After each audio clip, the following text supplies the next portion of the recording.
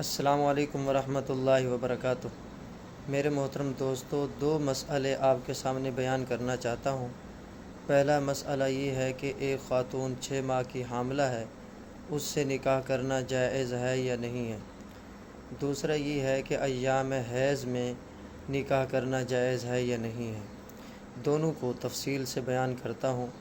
پہلا مسئلہ یہ ہے کہ 6 ماہ کی حاملہ خاتون سے نکاح جائز ہے یا نہیں ہے، تو اس کا جواب یہ ہے کہ اگر وہ 6 ماہ کی جو حاملہ خاتون ہے وہ سابقہ شوہر سے ہیں تو پھر تو اس سے نکاح کرنا جائز نہیں ہے، کیونکہ اگر خاوند نے اس کو طلاق دے دی ہے تو معتدہ اگر حاملہ ہو تو اس کی عدت وضع حمل ہے، اور تو جب تک وہ عدت میں ہے اس وقت تک اس سے نکاح نہیں ہو سکتا۔ جب وضع حمل ہوگا پھر اس سے نکاح ہو سکتا ہے۔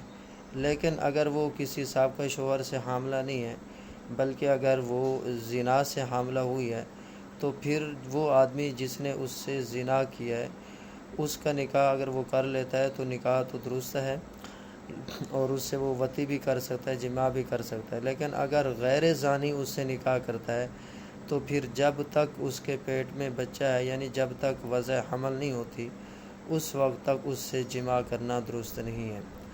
باقی دوسرا مسئلہ بھی بیان کر دیتا ہوں کہ کیا ایام حیض میں نکاح جائز ہے یا نہیں۔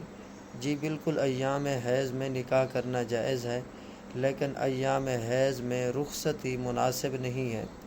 لیکن اگر کسی مجبوری کی وجہ سے رخصتی بھی کر دی جائے بچی کی، ایام حیض کے اندر اس کی رخصتی کر دی گئی ہے، تو پھر خاوند کے لیے ایام حیض میں اس سے جماع کرنا یہ درست نہیں ہے، یہ حرام ہے۔